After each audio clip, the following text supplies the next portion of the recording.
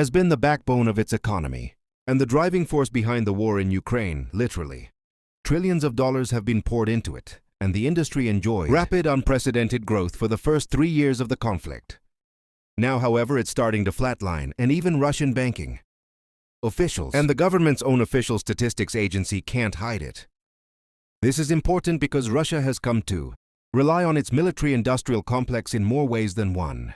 It obviously relies on it to supply the countless tanks, vehicles, drones, and bombs that it launches into Ukraine day after day, night after night. But it also needs the complex to keep its economy from slipping into a dramatic and potentially inescapable recession. The industry has, in essence, become a sort of lifeboat for the Kremlin's economy, while other sectors across Russia, such as manufacturing, agriculture, mining, and more, have struggled and slipped behind as the war raged on. The military industry managed to remain steady and stable for a long time, even experiencing rapid rates of growth at certain stages between 2022 and 2025, but countless experts and financial analysts knew that growth will not last forever. No country can rely solely on its military to power an entire economy after all. And the first warning signs began to appear in the summer of 2025 at the St. Petersburg Economic Forum, when the governor of Russia's central bank, Elvira Nabiullina, acknowledged that the country's financial resources were running low. And the nation's economy minister, Maxim Reshetnikov, confirmed that Russia was reaching the verge of a transition to recession. Russian Prime Minister Mikhail Mishustin agreed, explaining that many of the country's regional governors were struggling to fill their budgets, with business profits down, exports also down, and the economy on the whole in an increasingly dire and desperate state. Still, the country's President Vladimir Putin chose to push on with the war, announcing only the mildest of defense budget cuts for 2026, while vowing to keep fighting in Ukraine until Russia's objectives were achieved. The Kremlin even committed almost 40% of its entire federal budget to defense and law enforcement spending for 2026 and the years to follow. This narrow-minded, foolhardy commitment to conflict at the cost of almost everything else has inevitably pushed the Russian economy into an even more unstable state. Putin has chosen to walk a tightrope, going all in on the arms industry and hoping he'll be strong enough to keep his economy going as the war continues, but that tightrope is starting to fray, as shown in statistics compiled by Russian news outlet the Moscow Times and published in an October report entitled "The Economy Has Lost Its Last Slack. Military production in Russia has begun to decline." The report begins. The military-industrial complex, which had become the main driver of the Russian economy, thanks to trillions in budget spending on state defense orders, has unexpectedly faltered. For the first time since the war, industries related to the military-industrial complex have stagnated or contracted in production after nearly 3 years of double-digit growth, according to Rostec data. Rostat is the short name for Russia's Federal State Statistics Service, the governmental statistics agency that regularly publishes statistics related to numerous social, economic, demographic, and environmental processes across the country. Its September 2025 data showed some astonishing output declines in specific sectors related to the military-industrial complex. For example, the Moscow Times noted the production of finished metal products, which grew by 26.4% in 2023 and 31.6% in 2024, and was still showing a plus 21.2% increase in August, unexpectedly turned negative in September, down 1.6% year-on-year. That's a very sharp and sudden decline, but it's not the most damning stat from this report. Output in the other transport equipment category, for example, which specifically includes tanks and infantry fighting vehicles, saw its output drop even more dramatically, falling from 61.2% in August to only 6% in September. In other words, the numbers of tanks and other armored vehicles being produced in September were less than 10% of the totals for August. These figures are made to look even worse when compared to the previous 2 years, which saw growth rates of 29 and 34.2% respectively. Compared to August figures, production of finished metal products dropped by 6% overall, while other transport equipment collapsed by shocking 20%. Analyst at the Russian Economic Statistics Analyst Group (MMI) described these figures as shocking. going on to note that the defense-related industrial sectors that had prior to now been helping to keep the Russian economy afloat was suddenly starting to drag it down. MMI added that Russia's broader manufacturing index managed to rise only 0.4% year-on-year in September, which is 8 times slower than the 2.4% increase reported in August. In short, all this data tells us one clear thing. Russia's arms industry is well and truly in decline. And that's a gigantic problem for the Russian economy, which has come to rely on its defense sector to stave off recession. In recent weeks and months, the situation is so bad that even some of Russia's own high-ranking financial sector officials are sounding the alarm. Denis Popov, for example, who's the chief analyst at the state-owned PSB Bank, acknowledged that the manufacturing industry, the largest economic sector in all of Russia, experienced its weakest growth since early 2023. September's growth in manufacturing, the largest sector of the economy, was the lowest since early 2023. Moreover, growth continued to be observed in a limited number of industries: food and light industry, pharmaceutical production, and some mechanical engineering sectors. Overall, mechanical engineering, the main driver of manufacturing, showed no significant growth for the first time in a long period. -0.1% year-on-year in September, 7.8% year-on-year in Q3, and 9.2% year-on-year in January to September. And the data only gets worse from there.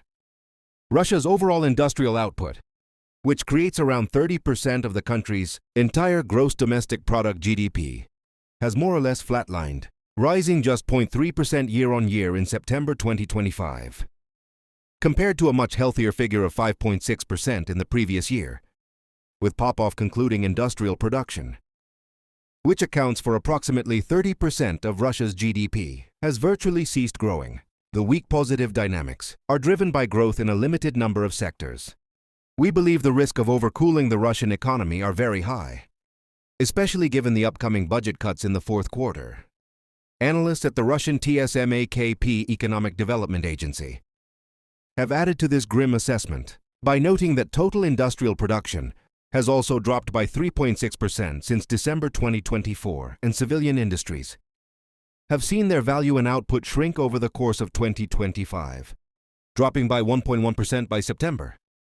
Compared to the start of the year in the manufacturing sector alone, 18 out of 24, or 75% of all categories tracked by Rostec, which account for around 80% of the country's entire industrial goods output, are officially in recession, and the machinery sector, which is extremely reliant on defense contracts dished out by the Russian government, also saw its numbers drop, witnessing a decline of 0.1% in September 2025, following a 15.7% year-on-year rise in August. The economy also faces a 21% drop in energy revenues, a deficit 5 times higher than expected, and a GDP that's going nowhere fast, with the Russian Academy of Science estimating that it shrank by 0.6% in the first half of 2025. Annual growth has almost entirely disappeared as well, reaching a meager total of only 0.4% through the summer months of July and August. The numbers paint a clear picture. Russia's arms industry is no longer the unstoppable force it once was, and cannot be counted on as some sort of immovable pillar for the Russian economy to lean on. It, like any other industry, is prone to periods of decline and loss. Now here's a closer look at why this is all happening. And it's not just one reason. It's a whole myriad of factors, all intertwining and contributing to the Kremlin's economic chaos. Over in Russia, many financial experts feel that the industry's issues are closely linked to budget constraints. Natalia Orlova, for example, who is chief economist at Alfa Bank, fears that plans to tighten budget policy will impact industrial growth in the near future. While recent changes to the Russian budget are certainly a contributing factor to the economic crisis, there are several other elements that are likely having an even greater impact. 5 elements to be exact. The first, and perhaps most obvious and impactful of all, is the war itself. It's been an astonishingly costly conflict in every sense of the word, and Russia has lost jaw-dropping amounts of people, equipment, assets, and money despite pouring extravagant amounts of its national wealth fund and other war chest assets into its invasion. The Kremlin has so far failed to see the victories on the ground that it expected and imagined back in 2022. when the first Russian troops stepped onto Ukrainian soil instead. The nation has seen well over 1 million soldiers killed or wounded, along with thousands upon thousands of tanks, armored and infantry fighting vehicles, personal carriers, artillery systems, mobility vehicles, anti-aircraft guns, air defense systems, radars, aircraft helicopters, naval vessels, rocket launchers, and other assets either damaged or entirely destroyed. The cost related to those losses are incalculable. There are the enormous and spiraling recruitment costs, for example, with Russia being forced to offer increasingly higher cash incentives and military salaries to encourage able-bodied citizens to sign up and join the fight, plus the inevitable compensation costs paid out to the surviving families when so many of them inevitably lose their lives.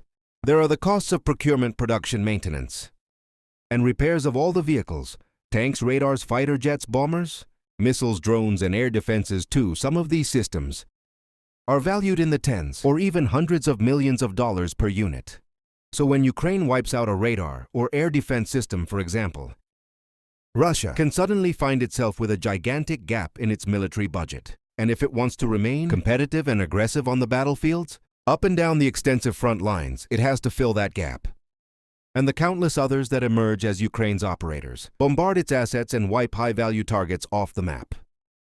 This isn't sustainable. Even a major economy like Russia can't simply just keep on churning out incredibly expensive military hardware forever and ever, replacing and repairing costly damages, paying ever higher military salaries, and funding a war that's far closer to a stalemate than any sort of rampaging Russian victory then.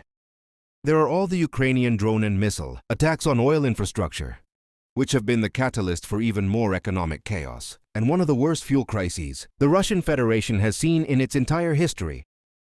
The second big factor behind the arms industry's inevitable decline is the effect of sanctions. Sanctions were quickly imposed on Russia almost immediately after the invasion began, and they become progressively worse over time. The Russian banks, businesses, elites, and even the general population gradually cut off from the world's financial services and punished for their involvement in a brutal, bloody, and entirely needless conflict, at first thanks to its preparatory effects prior to the invasion.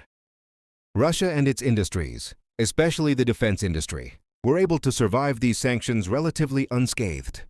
But bit by bit, they've started to take their toll. The arms industry is seriously feeling the heat, as more recent waves of sanctions make it increasingly difficult for Russian defense businesses to import the vital technologies and components they need to proceed with their weapons and defense development projects. In other words, many of these firms are finding that they're simply not able to work on things like AI-powered drones and cutting-edge air defenses because so many countries around the world are refusing to sell to them, and Russia may be a vast land with plenty of natural resources of its own. But just like any other country, it can't make everything domestically. It has to have external partners to assist it. But if those partners start closing their doors and cutting off communications, many of Russia's defense companies will have nowhere left to turn. What's more, this is one problem that Russia can't avoid. Because not only are sanctions persisting, but they're also becoming progressively worse over time. On the night of October 23, 2025, for instance, the U.S. Treasury Department announced yet another wave of sanctions against Russia aimed at pressuring Putin to negotiate a peace deal. The new sanctions focus specifically on Russia's oil industry, which naturally has close connections to the military-industrial complex, since oil and fuel are so vital for powering the machines that make Russia's weapons and military hardware, as well as keeping that hardware up and running on the battlefield. Russian oil giants, Rosneft and Lukoil, are two of the main targets of this sanctions package, as well as many of their small subsidiaries. With all of the U.S.-based assets and property interests of these companies completely frozen, in addition, any foreign financial institutions conducting significant transactions with the sanctioned firms risk facing secondary sanctions of their own. The EU too is ramping up the pressure on Russia, releasing wave after wave of sanctions packages, most often focused on the all-important energy sector that is seen by many as the lifeblood of both the Russian economy and its war machine. Vladimir Putin, as always, has displayed defy